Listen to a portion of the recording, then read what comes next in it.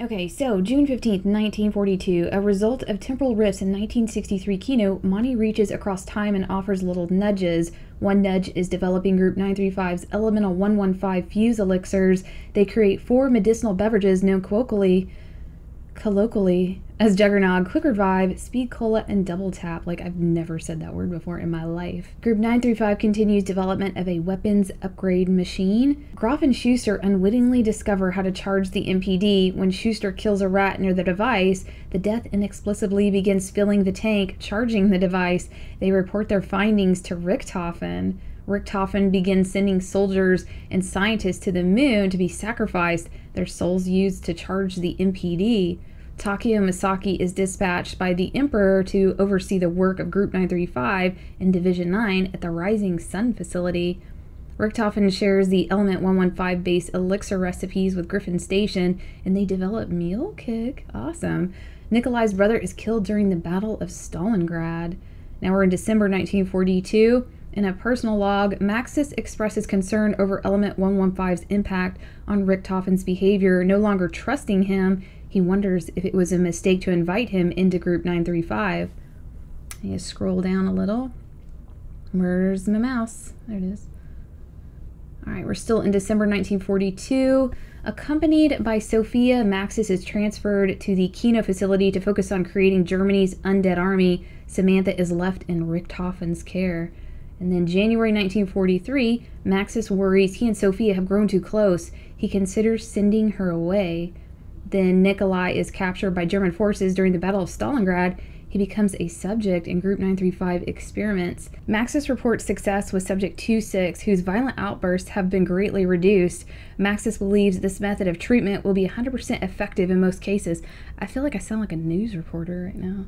The Battle of Stalingrad ends, 1943. Maxis reports the treatment has been perfected. He believes if Subject 26 retaining impressions longer than 26 hours, then the delivery of the zombie army can be accelerated. February 12th, 1943, after attacking a handler, Subject 26 is killed and deemed another setback. May 18th, 1943, Harvey Yena begins his work with Group 935. June 4th, 1943, Primus arrives from Dimension 63. In an effort to prevent the events that are about to unfold, they formulate a plan to stop the Dimension's Richthofen. June 11th, 1943, Richthofen is contacted from the house by Maxis, who warns that the test subjects must never be allowed to be awakened. The havoc that could be wreaked upon the future by such simple-minded individuals would be catastrophic. Takeo reports to the Emperor that the work being done at the Rising Sun facility is unacceptable. July 19th, Primus Richthofen is teleported to the house in Agartha, remitting him with Maxis. I'm pretty sure that's supposed to say reuniting him with Maxis. June 24th, 1943, on the orders of the Emperor, Takeo is taken prisoner by Group 935 in Division 9. He is used as a test subject for experiments. I'm really trying not to sound newsy, but I feel like I sound newsy right now. July 14th, 1944, after the setbacks with Subject 26, Maxis reports new success with the undead army. However, he maintains his belief that the undead cannot be contained or maintained. September 2nd, 1944, Pablo Marinas, a Mexican spy, is captured by Group 935 at Derizen. In his cell, Pablo writes of visions of a great war. He describes a great battle against strange demon-like creatures who were trying to devour the earth. In his vision, he sees 4 knights protect him from certain death. He makes a note that the knights wore tunics similar to those in Derizen. June 4th, 1945, Nocturne and Toten. An Allied plane malfunctions over an airfield and crashes. German army trucks transporting the undead and Element 115 between Group 935 facilities is struck in the crash. The Marines surviving the crash hold out against the undead as long as they can. June 17, 1945, Peter McCain infiltrates Group 935 at Derice. June 29th, 1945, Groff and Schuster develop the wave gun. That's exciting. July 15th, 1945, Richthofen travels to the Siberian facility to do further research on live specimens. As her temporary guardian, he takes Samantha with him. Group 935 begins transferring 3 test subjects for experiments: Nikolai, Pablo, and Takeo. July 24th, While Richthofen works at the Siberian facility, Group 935 begins development of Deadshot Daiquiri. August 1st, the test subjects arrive at the Siberian facility for Richthofen's experiments. God, they put a lot of work into this. August 31st, CIA handler Cornelius Purnell confirms that Peter McCain has successfully infiltrated Group 935 and has been transferred to the asylum facility. Cornelius suspects Group 935 is losing control over the experiments and has set in a Marine recon unit to extract McCain. Tank Dempsey is led to the squad. Now, it's kind of fun to read it in a news voice, though. September 1st, Peter is outed as a spy and captured by Group 935. September 2nd, Richthofen reports Pablo has died following a spleen removal. Oh yeah, we saw that. He also reveals he's been performing experiments on Samantha. September 2nd, temporal rifts begin to affect the asylum facility, and orderly reports increasing problems with test subjects. Many in the facility have begun hearing voices coming from the walls, including the sobbing of a boy and a girl screaming, and a man shouting for children to close the windows. Ooh, creepy. An outbreak occurs at the asylum facility. Peter McCain escapes. Oh, that is so freaking interesting. September 6, 1945, Varuk. Dempsey, John Banana, Smokey, and a fourth Marine arrive at the asylum facility to find it overrun by zombies. They fight off the horde as long as they can. Dempsey is apprehended by Group 935. September 7th, John Banana writes messages and records his John Banana writes messages and records his last words while being eaten alive by an undead Smokey. Oh, damn.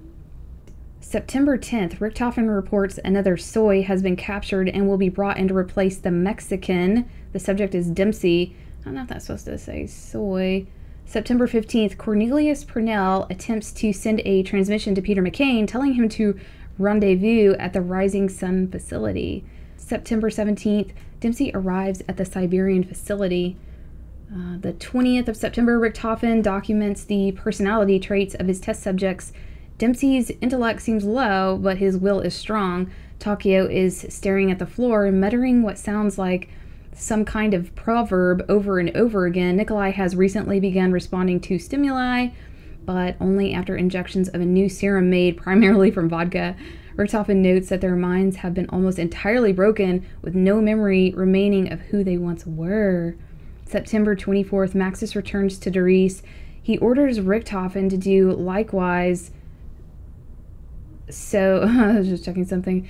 Let's start over. Maxis returns to Doris. He orders Richthofen to do likewise so they may continue their work on the matter transference device. Richthofen returns to Doris with Dempsey, Nikolai, Takeo, and Samantha.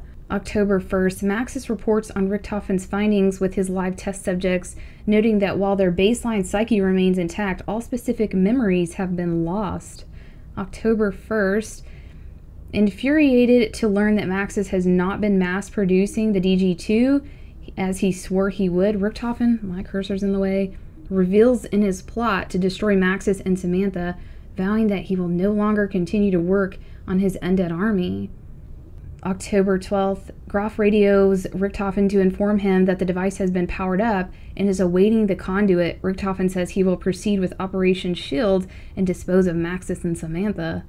October 13th, though frustrated that the matter transference tests have been largely unsuccessful, Maxis acknowledges that the test subjects' departure from their original point of origin is undeniable. However, Richthofen's suggestion that the subjects have been transported not through space, but time itself, causes Maxis to worry if his irrationality may soon prove a liability to our endeavors.